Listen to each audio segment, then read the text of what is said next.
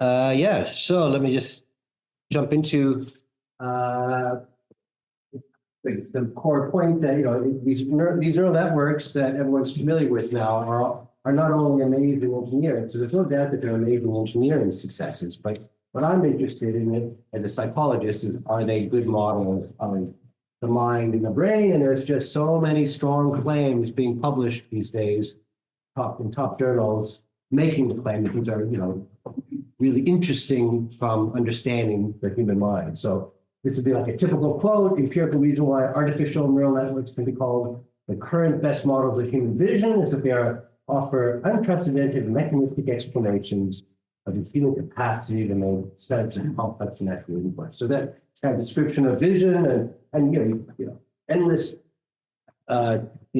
every month there's another paper in a top journal making similarly strong claims like this with regard to vision, and it applies to most of my work is focused on vision, but I'm also becoming more interested in the case of language, where again, the engineering successes of models like ChatGPT and so forth have generated lots of interest. And here's a kind of a typical quote where they're relating it to the brain. The results presented here, based on a new generation of DNNs, suggest a computationally adequate model of language processing in the brain may be closer than previously thought. So again, making a strong claim about insights we can get about human biology based on these artificial neural networks.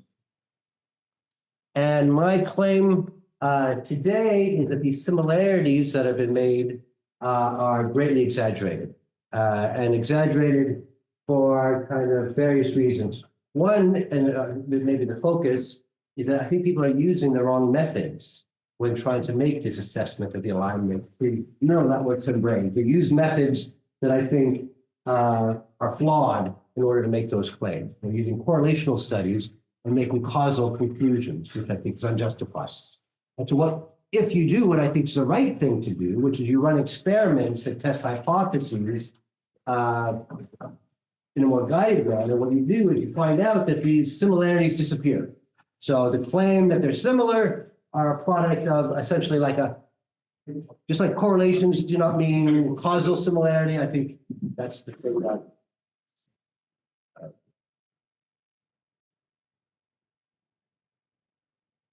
so when you do it the right way, I think you find these similarities go away.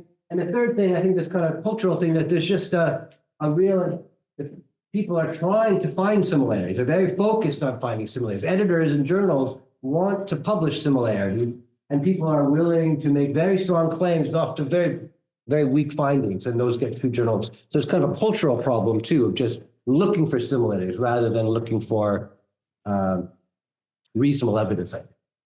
Okay, so the standard approach when you're modeling, I mean, this is not rocket science here, is that, the typical way of doing science is you run controlled experiments where you manipulate independent variables designed to test particular hypotheses, and then you would compare performance across two different conditions that hopefully will give you some insight into how something works. So not even modeling, but just like imagine, for instance, in vision, you could ask a very simple question.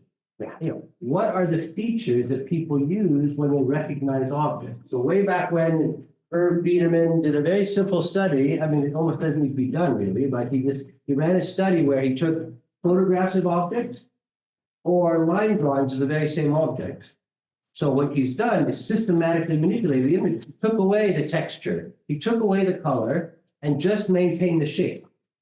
And asked, well, what is the impact of how quickly you can identify these objects? And the answer was, you can identify them just as quickly.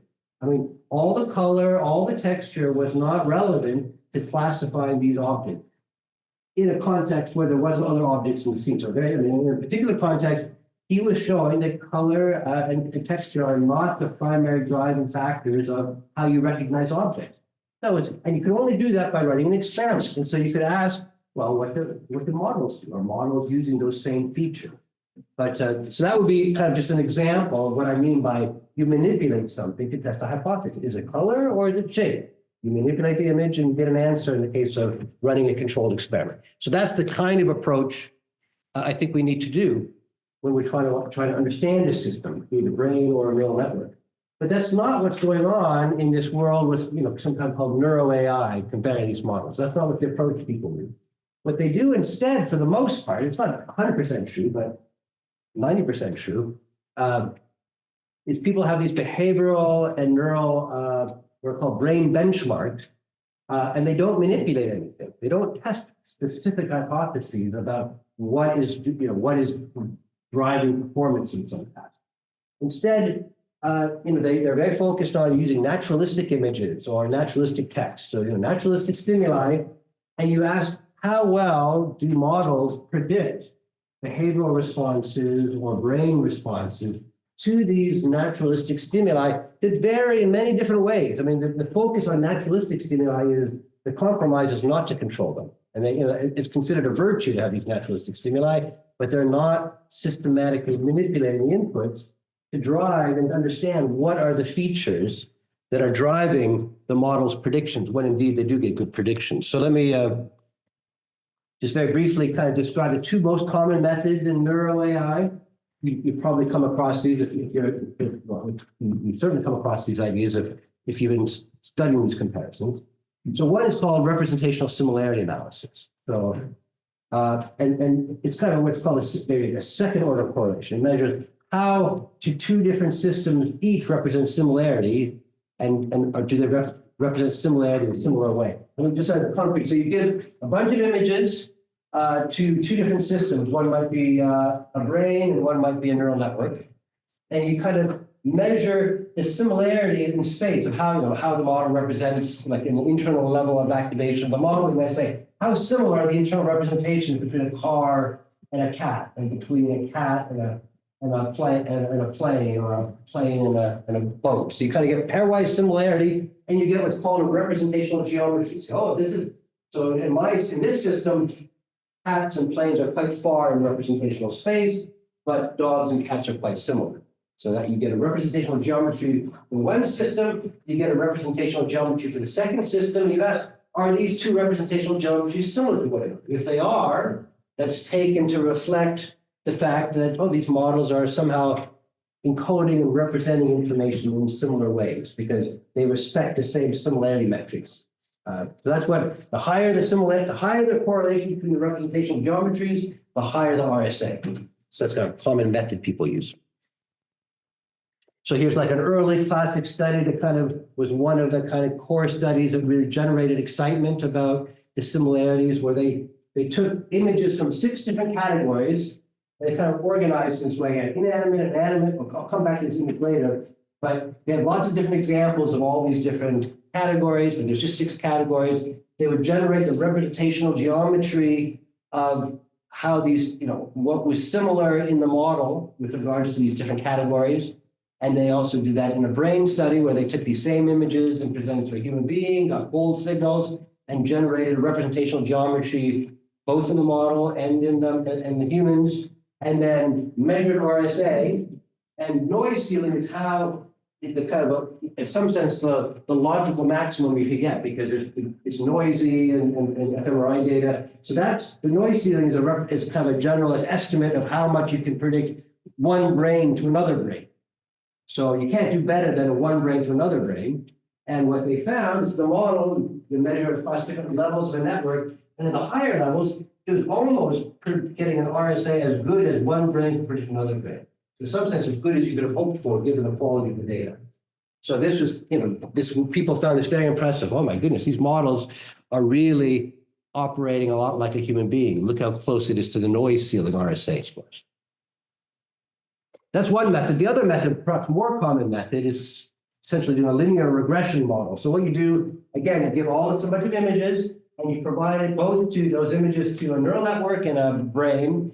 It could be a monkey brain in some cases, and it could be human in another way. And then what you do is you say, okay, let's say you have 10,000 images. You kind of present the 90% of the images from perhaps or whatever, it varies across studies.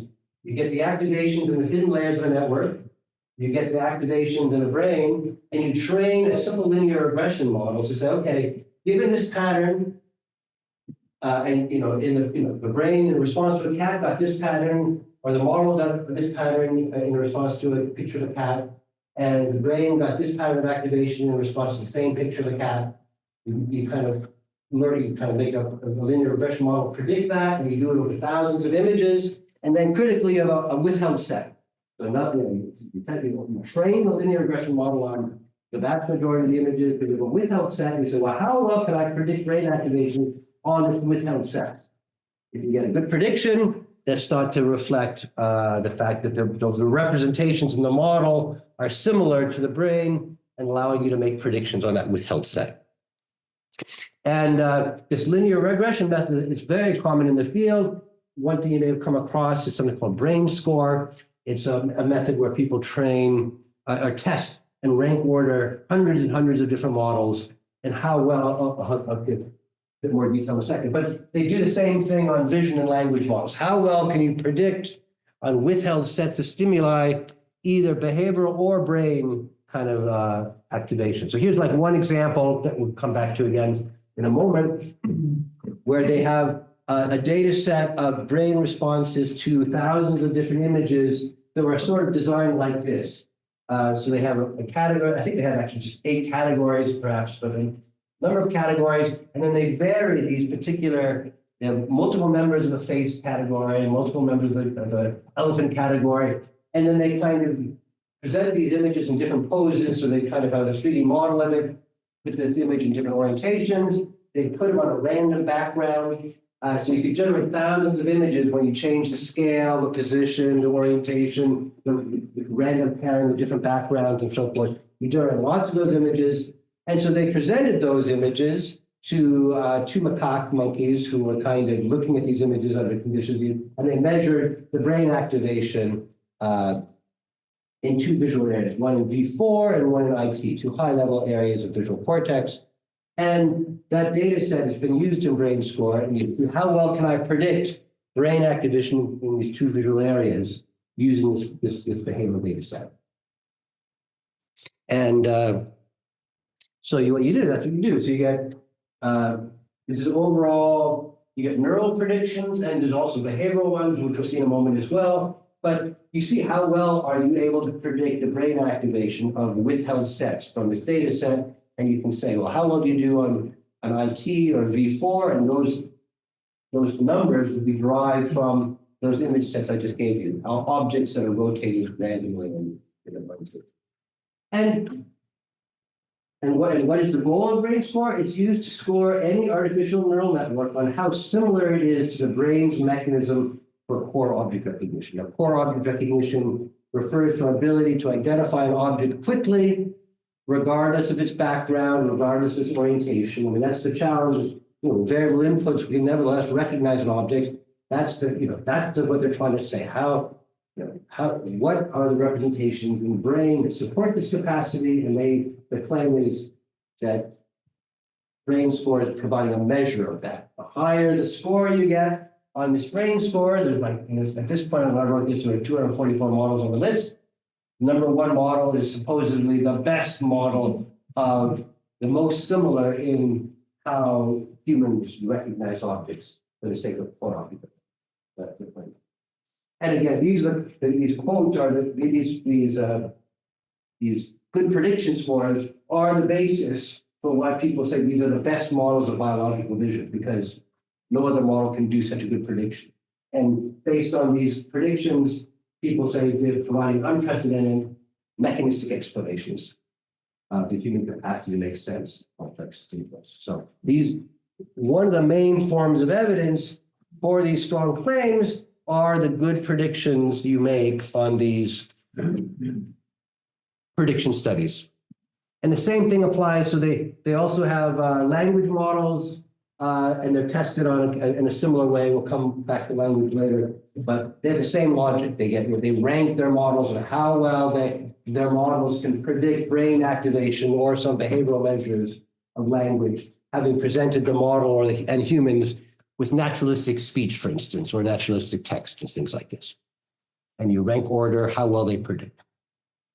And again, just like in the case of vision, people are making lots of papers. I'll come back to some more quotes later, but these are titles of some papers making very strong claims about what we're learning about human language based on models doing well on, for instance, brain score on these neural and behavioral prediction tasks.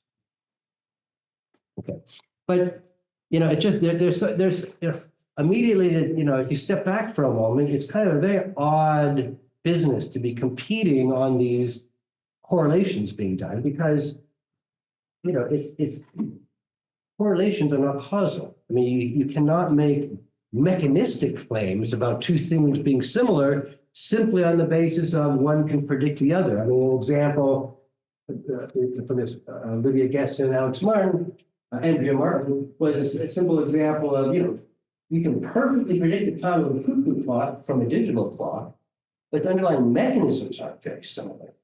So just this kind of underlying assumption that the better the prediction reflects a better mechanistic similarity, just on the face of it, there are exceptions. Now, doesn't mean it's not, a good prediction could be reflecting common mechanisms, but it doesn't necessarily reflect. Just like a correlation doesn't necessarily mean there's a causal relationship between these things. And the most obvious thing is in problem, might be a confound drug in prediction. So the example before, I said people recognize objects by their shape, not their texture. But texture and shape are correlated, so it's possible that you could make a good prediction, but one model uses texture and one uses shape. You can still predict because the texture of a cat is related to its shape. And the normal way you do this in almost every other area of science is you don't rely on correlational studies entirely with uncontrolled stimuli, which vary in many different ways, natural, but nevertheless, what you do is you manipulate the images to find out what is the basis of the prediction. That's the normal way people do science, but again, oddly, not in this field for the most part. So I want to kind of describe to you some studies we did showing that indeed this is a problem, that in fact, it's not just a possibility. In fact, often there are real reasons to think that there are going to be, problems with confounds, and predictions really can dissociate from mechanistic similarity. So here's one study we did. First I have to here's a background study I did with Ben Evans here, where this is a background for the study I want to highlight. But what we did is we took a very simple data set called CFAR10, and there's 10 different categories, lots of members of each category. They're small images, easy to work with.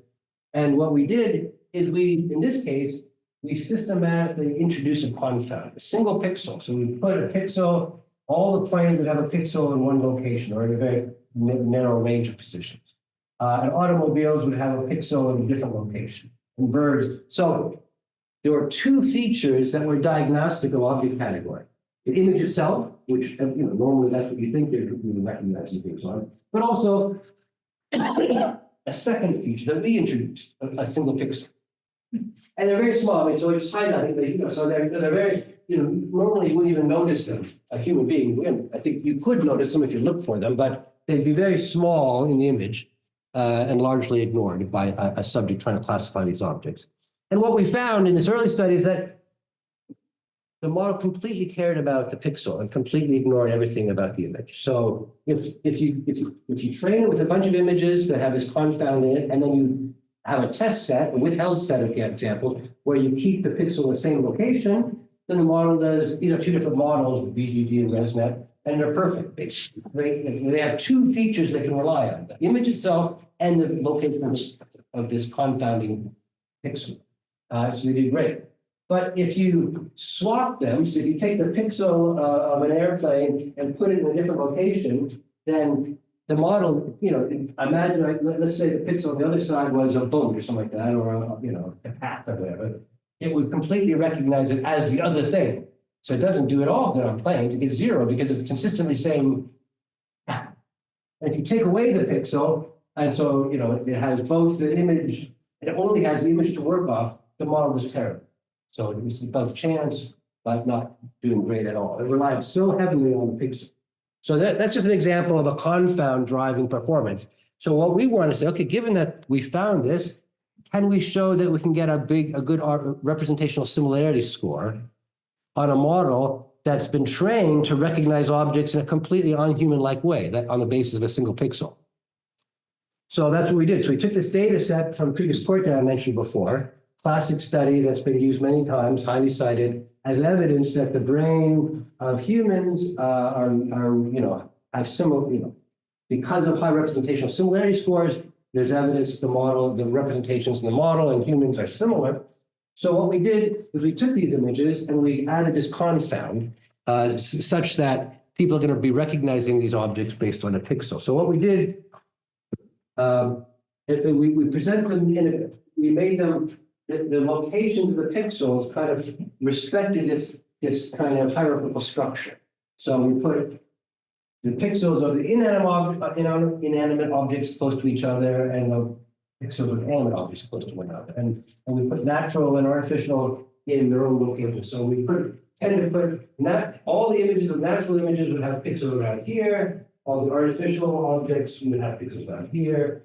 And similarly for the inanimate objects, we have similar locations for bodies and faces, for humans, and the pixels over here. So we kind of just provided a set of pixels that kind of captured the kind of similarity structure that we might imagine would occur based on the semantic categories of these objects. So now the model is going to completely recognize these objects on the basis of single pixels. And nevertheless, the RSA score, so this grayscale, that's essentially replicating the previous Corte findings. So we just take the images themselves, not perturbed by us, and assess how well can it predict the RSAs of a model, and you get about 0.3, 0.35, which is near noise ceiling. So one brain to another brain can't do much better than that. But these models, if you put the pixels in the way I described, it does just as well, even though that model is definitively not recognizing objects like humans. It's recognizing on a single pixel. So it's just a demonstration that we can concoct circumstances in which a very high RSA is obtained, in which the model is definitively not recognizing like a human does. So that's, I think, a demonstration of a problem that confounds could be driving. And, it might be, for instance, but let me give you another example, because we had a hard time publishing this work, and there's a series of criticisms. One of the criticisms, well, you've added the confound. So that's not fair. I mean, who knows? There may not be these confounds in the images we use in our studies, which is possible. But having said that, there's many studies demonstrating that models are picking up on so-called shortcuts. There are shortcuts. So the idea that there aren't confounds in naturalistic data sets that are used is demonstrably false. Maybe we've kind of specially concocted the confound in such a way that it's more extreme than would exist in the real world. But the idea that there aren't confounds is certainly false. But anyways, people don't like the fact that we add these confounds. Some people say, well, RSA, the real thing that people have been focusing on, like in brain scores, linear regression. I'd be more impressed if you could show these kind of effects with linear regression methods, not RSA. So really, can you find evidence that confounds are driving linear regression studies when you don't manipulate the images? Using the data sets that people are making these claims on. So that's what I want to describe to you, because you can. So we had the data. So I mentioned brain score, where they're using V4 and IT predictions based on those objects that are objects in different poses and different random backgrounds. So that data set on brain score is available, or one of them, not all of them, but one of the data sets that's used in brain score provides the data sets, the images and the neural recordings. So we took those things and we looked through the images, and we found 168 pairs where the image is presented in a canonical pose. Remember, these are objects that are presented in all different random poses and different sizes. But we found a bunch of cases out of 2,000, 3,000 images where the same object in the same canonical pose is presented, but in different backgrounds. So we have pairs of elephants and pairs of cars and pairs of faces, but random different backgrounds. In fact, as you'll see, there might be 3 or 4 examples of exactly this elephant in different backgrounds. And given that, the authors didn't do it, but it does allow you to test a hypothesis. Because you can reanalyze the data in the idea of running an experiment. An experiment, we asked, is, well, what is driving the predictions? Is it the object? Because this is supposed to be a model of, these predictions are thought to allow you to conclude that the model has representations that are like human object recognitions or core object recognition. So that's what the brain score is, a measure of core object recognition. So we're asking, is the predictions reflecting the object or the background?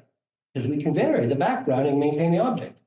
And their data set, we're reorganizing the data, but we're not changing the data. We're not introducing any content. We're just asking on the data that's used to drive these strong predictions about core object recognition, is it, when you look, anything to do about objects at all?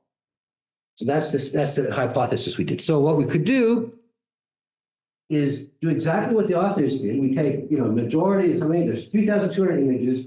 For most of the images, we train a linear regression model we present the same image to the model and to the, the image has already been presented to the monkeys. So we take exactly the image that the monkeys have presented and present it to the model and train it on 3,000, some little over 3,000 images, training a linear regression model. And then we have the critical withheld set. And we're going to see how the predictions are. And we do two conditions. The control condition is exactly what everyone's always done in the past. You present the same image to the model and to the monkey and see, there's a withheld. It's never seen this particular face. It's seen lots of other faces, but it's never seen this face in this particular pose. And we say, well, how well can you predict? And that's the outcome of that linear regression prediction is what you find in brainstorm. But we have another condition, our swap condition, we have exactly the same images, but different backgrounds. And you say, well, how well do you predict in this condition? You should predict just basically the same if that prediction reflects core object recognition, then it shouldn't really matter. In fact, the whole point of core object recognition is object recognition that's not independent of context, independent of lighting and pose and orientation and background. That's what core object recognition is. It's not supposed to be driven by, ancillary other kinds of things.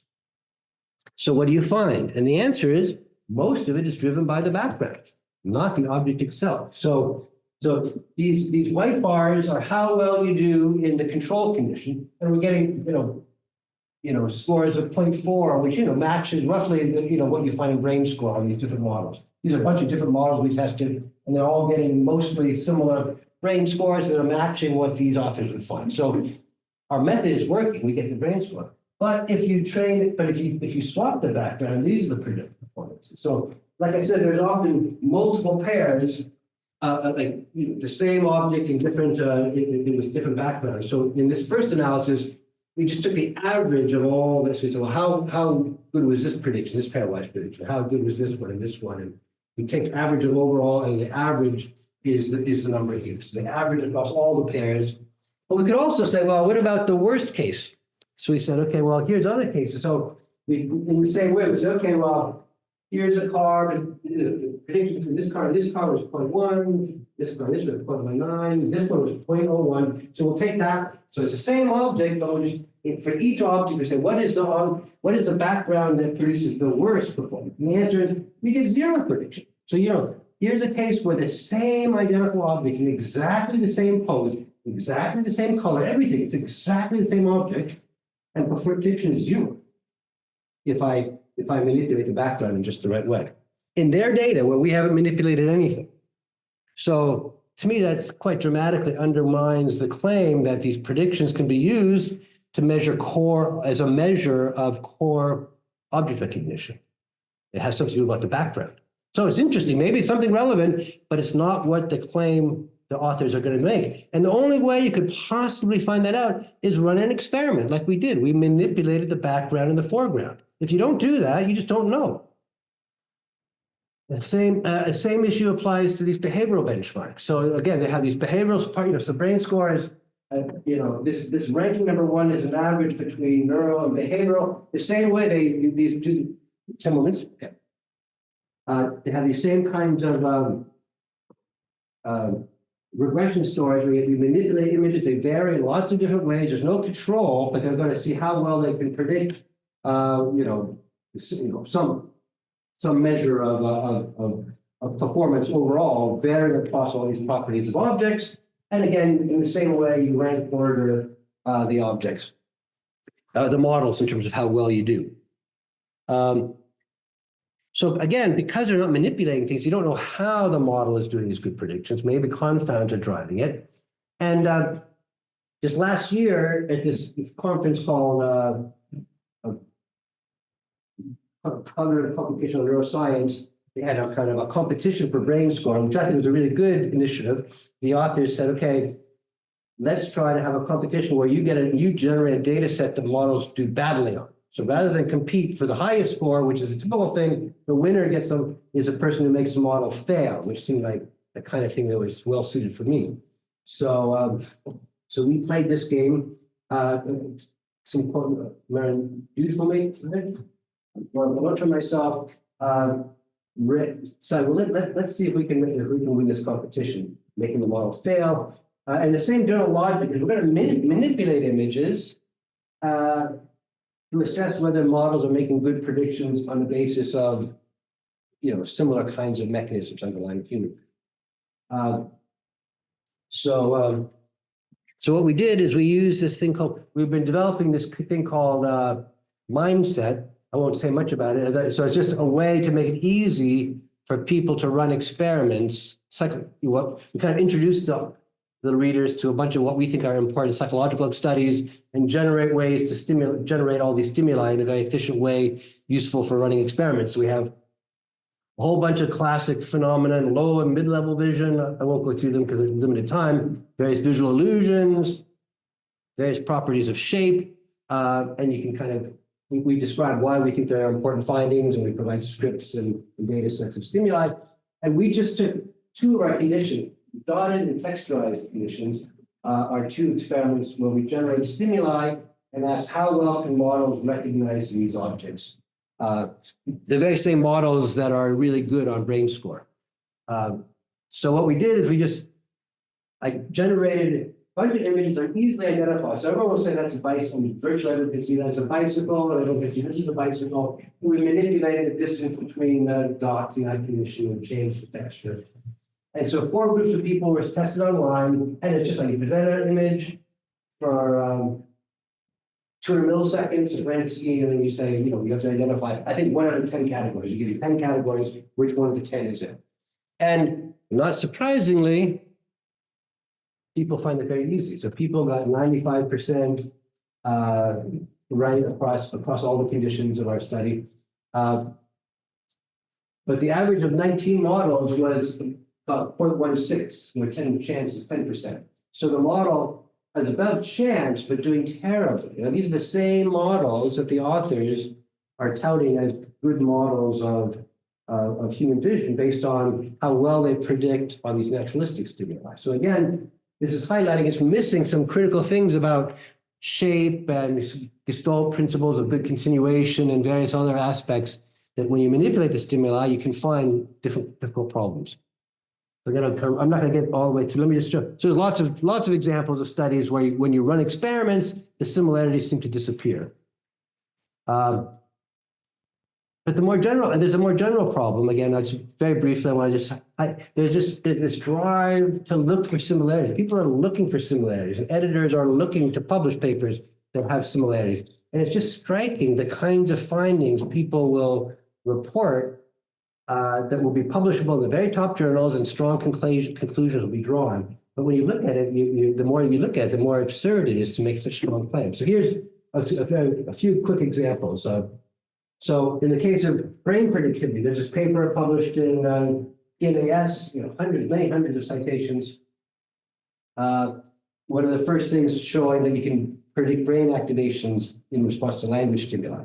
And so here's a quote. We find the most powerful transformer models predict nearly 100% of explainable variance in neural responses. So by that means it gets to noise ceiling. So it gets almost, so how much can one brain predict another brain?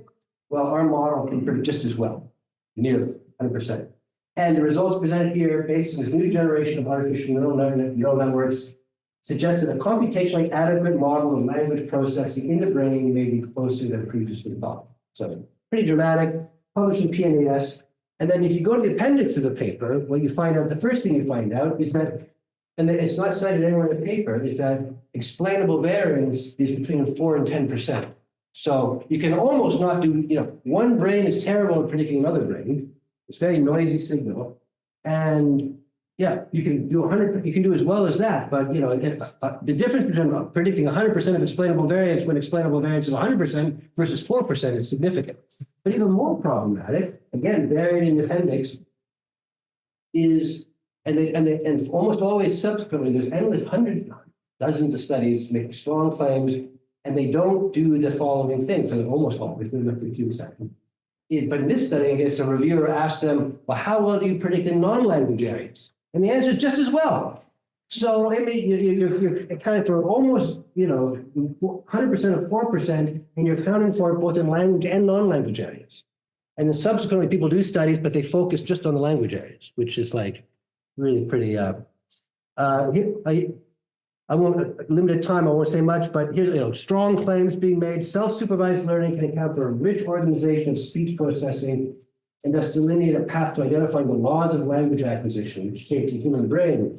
When you look at more carefully, you find out it accounts for 0.0009% of overall variance. And the difference between, the point is, they're making a point about self-supervised, but the difference between self and unself is, 0.001%. There are these tiny effects published in the very top journals. This one is, I think, in NeurIPS. It's cited lots of times, but when you look at the data, they look at the details, tiny, 0.0001% is really a basis for making strong claims. I don't think I'll have time for some of you, but people are recently making strong claims from behavioral evidence. So people are recently, the things that have been published, lots of in Science and Nature Communications and other places, people are highlighting that these models can learn various linguistic tasks with a limited, human-like data set. So a critical claim by linguists, like people like Chomsky, is that you need a universal grammar in order to be efficient language learners. Children can learn language with relatively impoverished inputs. So he said, well, if you can learn so well with limited data, you must have some innate predisposition to learn language. And a lot of people have been using these models as arguing against Chomsky's position. You do not need language innate properties, because look at it. Our models are now, the classic problem is you have to train it on the entire internet. So ChatGPT is trained on God knows how many words. That's not a good test. But now people are claiming, even when you train it on a more limited data, these models are doing a good job. This is really challenging people's claims that you need some innate inductive biases. So quotes like, Piantadosi says the rise and success of large language models undermines virtually every strong claim for the innateness of language that has been proposed by generative linguists. So again, strong claims are being drawn from successes of these models when they're trained on more limited data. But again, when you look at what they've done, it turns out to be far less impressive than you think. So here's one example, sort of like brain score. There's something called Baby LM. So it's a competition where you present your model but you train it on a restricted amount of data, and you see how well the model can do with restricted amount of data. And they have various it's a competition every year now, and they have various different benchmarks. One benchmark is only one of a bunch of them, called LIM, which assesses some kind of basic grammatical capacity. You kind of get a sentence that's one's grammatical, one's not grammatical, and the model has to choose which is a grammatical one and whatnot. And it has this one condition, strict small condition, where you train it on 10 million words. And people have estimated 10 million words is about the amount of words a child is exposed to between 2 and 5 years of age. So the number of words a model has been exposed to is not unlike what a child would be exposed to. And it did just as well as Llama 2 model. We're almost 0.8 on this test versus 0.84. So we started to do really well on this grammatical test, having only been trained on a data set that's similar to what a child would be exposed to. Aha, Chomsky, you're nonsense. You do not need some kind of innate language-specific inductive bias. All models have their own inductive biases, but these models don't have language-specific inductive biases, and they still learn. So tough on these linguists. But then you look at the data and you realize, well, hold on, this is not at all the conclusions you're drawing just are undermined by these points. So the winning model was trained just on 10 million words, but for 500 epochs. So it's like, that's like a child living 500 times. So yes, it's only 10 million words, but you can't train it 500 times if the point is to match the experience of the child in the model. That's just 500 times off immediately. Now, furthermore, the claim that children are exposed to 10 million words is a bit misleading in the sense that includes all speech, both child-directed speech, where the mother or father is talking to the child, and just conversation in the background. And children have been, there's evidence that shows that children are much more efficient learners from child-directed speech. So not all speech counts. So this 10 million is an overestimate. So for the model, it gets 10 million actual. Every trial is just as valuable as every other trial. But for a child, it's not that you learn nothing from them. But it's an overestimate of the amount of words they have. These models are trained on text rather than speech. And it turns out that text is a lot easier to train a model on than speech. There's a lot of extra challenges that the model has to cope with. So they've made the task easier. If you train it on speech, you can do it, but you need, again, much more training for a model. So when you match the inputs, performance gets worse still. And this is really important too, you're giving the model superhuman capacity. So what these models are doing are based on, they have this kind of context window, essentially short-term memory, based on the words that you've just seen. What's the next word? And so what is the size of this context that you're using to predict the next word? Well, in the winning model, they have a short-term memory of 128 words, and then as part of it for 512 words. So it's effectively a child, your model, in order to succeed to the extent that it does, you need to give the model a short-term memory of well over 100, where a child has a short-term memory of 4 or 3 items. So, you can't, so it's interesting that 10 million words is enough information to learn some syntactic rules, but it's relevant. If you want to make claims about psychology, it's relevant. You have to repeat it 500 times. It's relevant that it has to be text. It's relevant that you have to give it orders of magnitude bigger short-term memory capacities and so forth. It's interesting, 10 million words is probably not a good estimate. There are other findings that are just kind of ignored. So again, lots of people have been recently publishing that these models are challenging the role of innate inductive biases in brains. But they often ignore what I think are really critical findings. Like a classic finding that has been used by people in psychology to argue that there are innate inductive biases for human language is that children can kind of invent languages from degraded inputs. And a classic example that people cite is the emergence of something called Nicaraguan Sign Language. So it was back in the 70s or 80s, I think, they didn't have a sign language, and the groups of communities, deaf children, kind of lived without a community, and they started this deaf school, and children started going to this deaf school, and the parents and the teachers were trying to teach children to lip read, not sign, because they thought we want them to learn to do lip reading, which turns out to be very difficult, doesn't really work. People have given up on that plan these days. They teach children sign language. But at the time, that was the ambition, to teach children sign language, to lip reading. But the kids would play in the playgrounds together, they would go in the bus together, and there were just a bunch of deaf kids kind of managing to develop their own language. And generation after generation after generation got better and better at sign language. And after about, 10 or so years, there was a kind of a standardized, very formally sophisticated language called Nicaraguan Sign Language, which is now a real language that children invented. But a large language model can do nothing like that. It's just trained on, it can reproduce and do variations on what it's been exposed to, but there's something in the human mind that's generating something out of nothing. More sophisticated grammars are emerging, and again, people say things like these striking similarities, and there's lots of different demonstrations under different circumstances when deaf children are inventing a language that they weren't exposed to. And people claim things like, these striking similarities across these different contexts offer critical inputs toward resolving the ongoing debate about the innateness of language in human infants. And the claim these authors is that there's got to be some inductive priors that are driving the children to invent something when they weren't exposed to it. But as far as I can tell, all these people that are making these strong claims that everything's wrong, these neural networks have undermined Chomsky, don't cite any of this kind of Am I doing time-wise? We're Am I over? 10 to. 10 to, okay. I'll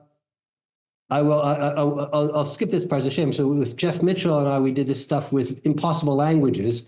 So Chomsky, well, it was very briefly. So Chomsky has the idea of having inductive bias. And in his case, he called it universal grammar. The idea that it's easier to learn a language with limited data because we have this inductive bias. As we learn certain kinds of, we have certain internal mechanisms that make it easier to learn languages. But as a consequence, all languages have to follow these particular kind of inductive biases that you have. But as long as the language has a kind of match the universal grammar, it's more efficient to learn. And that's his explanation of how you can learn with limited data, why there are, he claims similarities across all different languages. But it needs a prediction, which is it should be hard to learn languages that violate universal.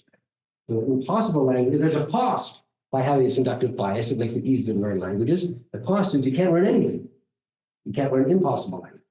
So, and there's evidence behaviorally from humans that humans do find it hard to learn impossible languages. And when you try to train the language, a human on an impossible language that violates a bunch of principles of universal grammar, to the extent that they learn it, they're not using language parts of their brain. So it seems like it's a problem-solving thing. It's not a kind of a normal kind of like. Jeff and I did a study where we took made various impossible languages. Given a little time, we can talk about it in the question if you want. We generate some impossible languages, and what we found is that these models here's a normal language learning, and here's an impossible language, and learn these particular impossible languages learn just as well. Some other languages a little bit less, but almost as well. So, and we were excited when Noam Chomsky picked up on this and kind of highlighted this as a powerful argument that these models are not like human languages. But it's, to me, it's striking. I'm just a grumpy old man now, but I get irritated that gets cited by Chomsky. It's really irrelevant and it's almost entirely ignored in the literature. And then a more recent paper came out and said, they found a condition where impossible language was harder to learn, and people like that. So that was just last year. It's been cited much more than our paper already, and people are making strong claims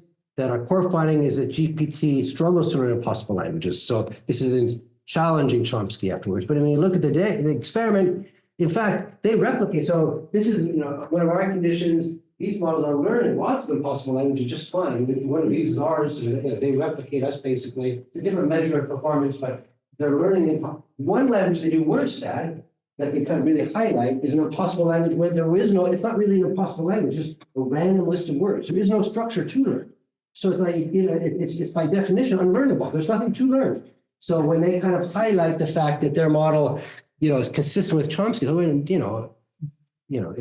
I'm not claiming that you can learn things that there's nothing to learn. So anyways, the basic thing is good behavioral and training predictions on observational studies do not support strong conclusions about mechanistic similarity because it could be due to confound. And other, correlations are not causal. Correlations are not supporting mechanistic conclusions. When you run experiments to test out specific hypotheses, those similarities seem to disappear often. And people are just looking real hard. They're very happy to find similarities. They're very happy to publish in the very top journals similarities. Even when you look at the data sets, the evidence is incredibly weak. So really, going forward, you have to change our methods. You have to run experiments. Like every other area of science, you run experiments. You have to provide severe tests of these hypotheses, not just look for a minor success and make grand claims. You have to do serious testing, and you got to change the attitudes of reviewers and editors to be interested in finding examples of which models actually fail. Because endlessly we have our papers rejected because we didn't solve the problem. And they're not interested that by solving the problem, we didn't find a similarity. Therefore, we're not interested. We're interested in similarities. We find that over and over again. And that's, I think, a serious problem, giving misleading estimates. So I know I'm behind, so I'll stop there. But a bunch of people on my team were really doing all the work. So thank you so much.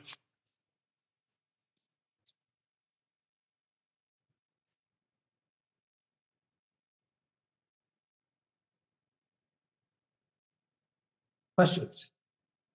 Thank you, really interesting talk. I think well, for me, you've showed quite convincingly that those neural networks, object recognizers, aren't really good object recognizers. They're perhaps good image recognizers, but they're doing it in a way that can be fundamentally different from humans, even though we get those RSA patterns. But I wonder, I can't help but think that maybe that's just because the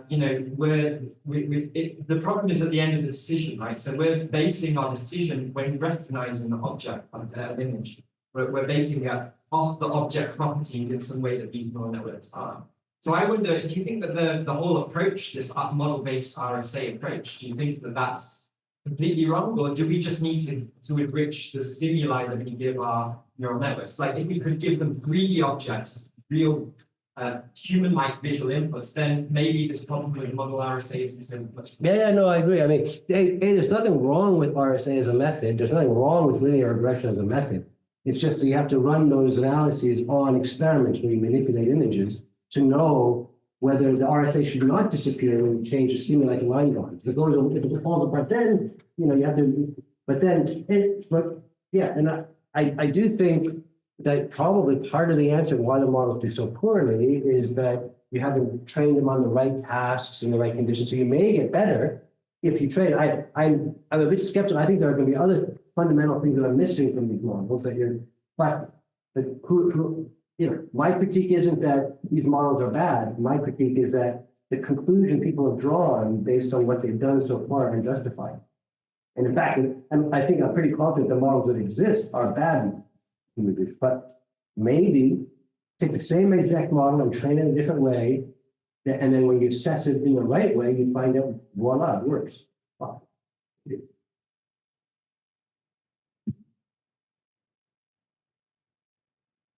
Yeah. So looking about these representations, what does it even mean really? I mean, it's quite an artificial task. Like my representation that I see a particular object depends on what I'm trying to do, all sorts of things. Like how are these accounted for the human data set? So they're just showing some given people an image. Okay. Yeah, so I mean, in the case of humans, they give an image and you measure the bold signal in response to it. So, it's a. If there's a lot of variation depending on what you're trying to do, something that's just not accounted for then. Yeah, well, that might partly account for why the noise ceiling between these data sets are often quite low, because if people approach the task in different ways, they may well activate.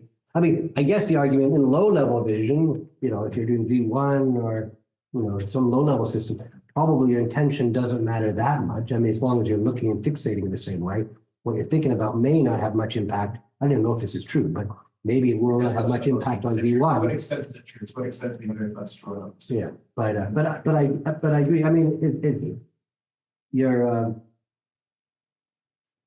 I think you're just making a point that I basically agree with, is that the methodologies that people are using are not sufficient to make the strong conclusions that people are drawing. I mean, you might be giving me an explanation of why the scores aren't very good, and that may be right. But at the end of the day is they're not giving unprecedented insights to the mechanisms of underlying core object recognition. I mean, I said, well, no, you're not. I guess what I'm interested in from that perspective is then to what extent would you even say it's a good model when it passes those extra tests you've done? Given those kinds of mathematical issues. Well, I mean, I'd be surprised, but I'd be impressed if these scores are robust to a bunch of experiments. If I could run all the experiments I wanted to that are used to we have a bunch of experimental methods that are used to kind of probe the human brain. You can apply the same kind, and you get a certain kind of story of what are the kinds of processes, what are the steps involved. I mean, obviously we don't know a hell of a lot about human vision, but we have some insights about some properties. You do the same experiments on a model and you get the same kind of conclusions. Then you go, okay, that's pretty impressive. I'll be impressed. But there's many reasons to think you won't get that. One may be that the methods that you're suggesting are not good enough. Yeah, I agree with what you're saying. But one of your criticisms of neural networks take shortcuts, I guess. Do you think if I raised a human child such that they saw a red pixel every time they saw a tree, they might also take that shortcut? Yeah, I don't think so. No, find out. But we've run some studies where we make the shortcuts that are just imperceptible to humans. So even if you're looking for them, you can't even see them, and the model will pick up on them. And then you might say, okay, well, because these models have capacities that are, superhuman. You could, if you could probably fix those kinds of things. But yeah, it's possible. But I guess my strong claim isn't that these models are definitely wrong. My claim is that the conclusions are definitely unwarranted. That's my name. Just a really quick one. I thought it was a really great talk. Thank you. You were talking about the superhuman working memory thing. I know nothing about it, so I'm slightly intrigued. Is the kind of general working memory capacity really linked to kind of complexity of grammar that humans can learn? Like the 4 working memory items, like, is that really linked to grammar complexity?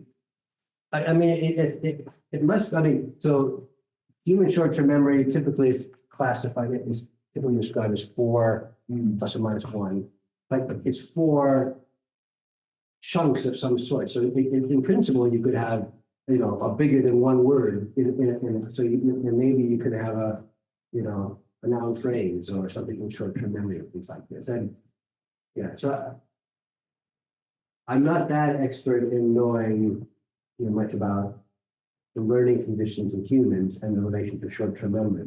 What I do know is that langauge or something like it predicts the next word based on having immediate access to a million words.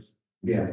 So that ability to predict so well, I mean, they've increased the size of the window of information they can predict off of in order to make the models better. Now, I think one thing that it may turn out to be, and I think this is an important distinction, that it may well be that you could learn language in a large language model, or you could learn syntax with far small. I like to do this that I did far smaller short-term memory.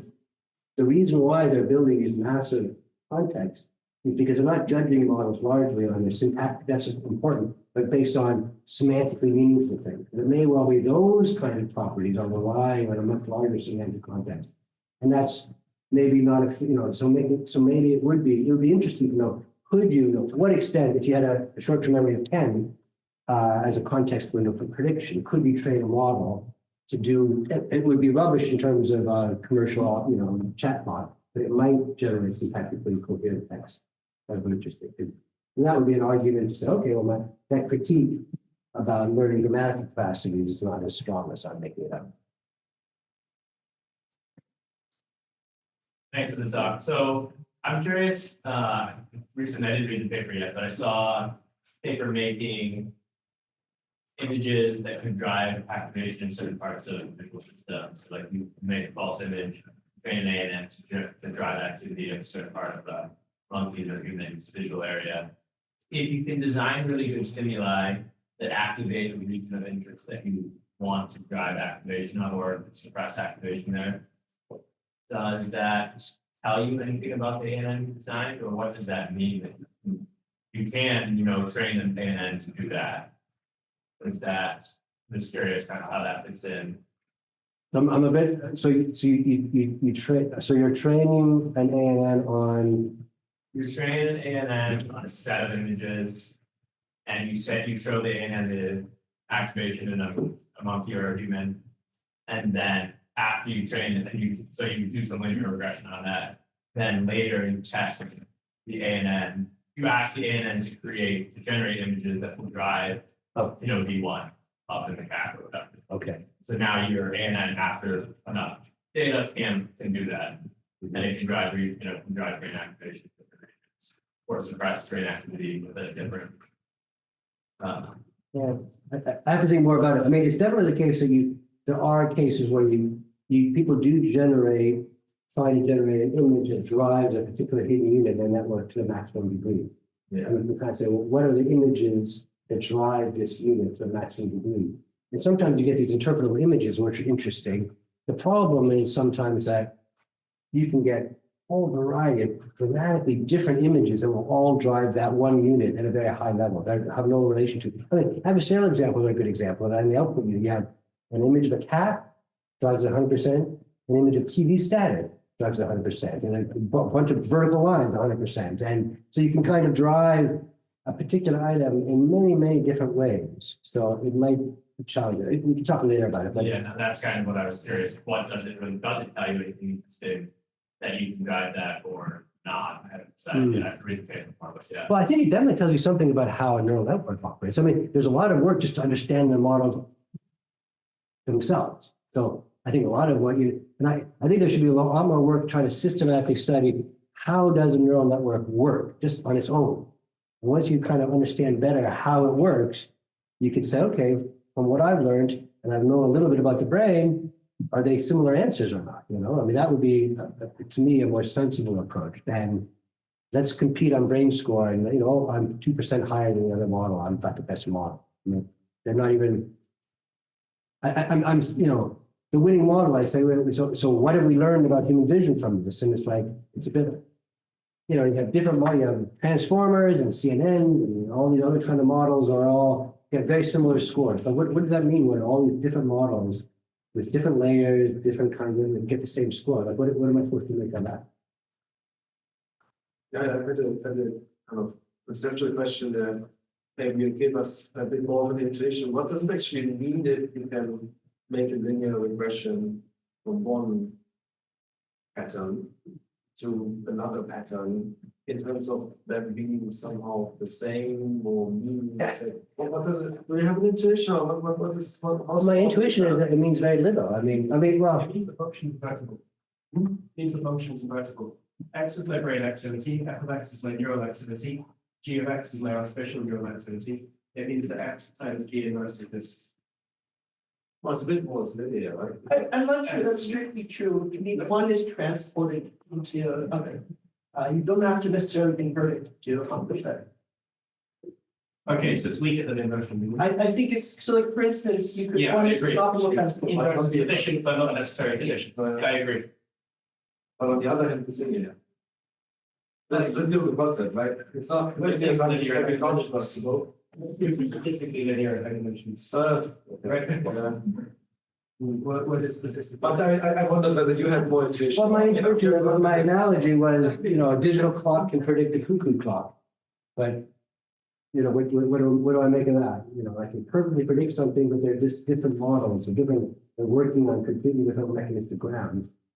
So I mean, my intuition is correlation is not causal. So even more strict is correlation is not mechanistic similarity. I mean, that's my intuition. Like, I would be impressed if I push it, if I kind of vary. Does it still do a good job when I make the, you know, I make a line drawing? Does it still do a good job when I, you know, vary a whole variety? If it keeps on always doing a good job, then I start getting impressed because that's kind of not, you know, that's an experiment. It's kind of, I test that hypothesis, it tests that hypothesis. But short of that, if you just do observational correlational studies, my intuition is that, I mean, it's I find it just, I find it weird that people keep on making these strong mechanistic conclusions based on correlational studies, and the field is mostly that. And there's a sort of, I think, a misguided reason why it's that. It's not by accident. I mean, people are doing it because they're very fixated on the importance of using naturalistic images. They don't like this traditional psychology where they keep on using these artificial stimuli. And they go, what is psychology taught us with all these laboratory stimuli? We want naturalistic stimuli. And so they've gone all in on naturalistic stimuli. But the consequence of that is it's gone so far in that they've given up on experimental method. And so, I mean, both are, you know, I'm not against using naturalistic stimuli sometimes, but at the end of the day, you've got to ask, on what basis are you doing these good predictions? And, you know, they don't seem to have that much. But at least want that the linear regression from your artificial neural network model is better than directly from stimuli or something like that, rather than just going on the number. You see what I mean? I think you can already predict the brain activation from the stimulus, and you know how much is the stimulus or the similar representation as Well, that might be part of the story about why all these very, very different models get the same score. Because they're all presented the same image. So it's sort of unrelated that way. There's a lot of other more traditional areas of neuro that also kind of look at statistics and try to infer some causality against like functional correlation to information. But do you think they into similar mistakes? Or do you think they've solved them in particular ways? Maybe it's an unfair way of the question. I guess I don't know enough about it, but as long as, at least it's good to know it's a problem. If you did, I don't know, econometrics or some kind of like, you don't, you're not in the position of manipulating things, but you recognize there's an issue and you try to make causal conclusions. At least you've confronted the problem. I don't get the sense that neuroanchors even confronted the problem, that there is an issue. So that's, and how effective these groups have done it, I don't know. But I just don't understand why, the other thing about the frustrating to me is that it's amazingly easy to run experiments on artificial neural networks. I mean, you can do so, I mean, it's, if you're in economics, if you're an astronomer, there's lots of things you can't do, but, these models you built, you could kind of look at units individually, you can manipulate the images, you can do lots of things super easily, and they just decided not to exploit the scientific method in that kind of manner.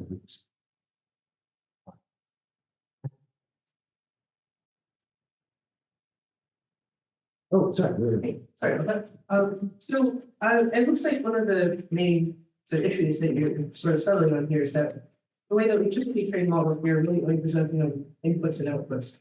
And the space of functions that have the same outputs and same inputs includes both, like say, the human brain and these neural models, even though the mechanisms might be different.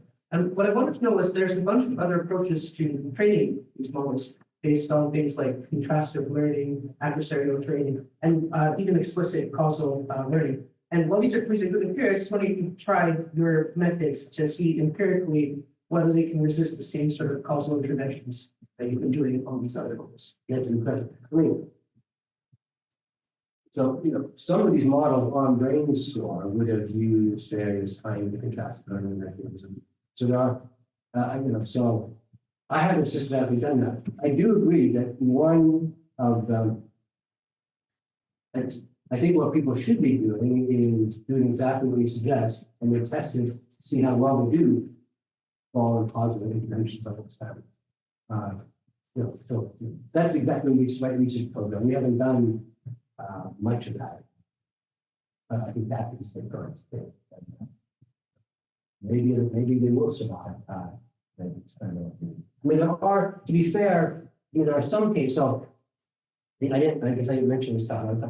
One of the first people that demonstrated a really dramatic failure after running an experiment was Robert Garros, where he took these what he called smile transfers. So he made them a cat with the skin of an elephant, and I think when being was a less cat, so that's an elephant.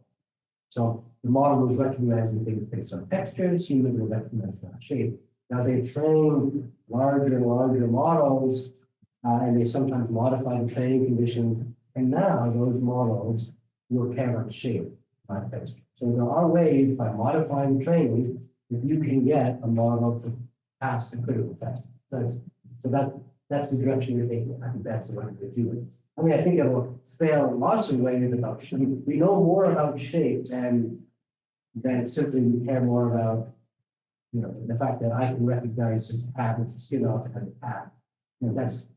That's a minimal bar to pass. Maybe modify it, you can. I still think a lot more about shape than pass. That's exactly.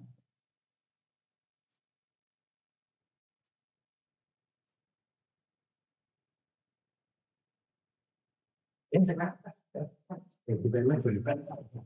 Yeah.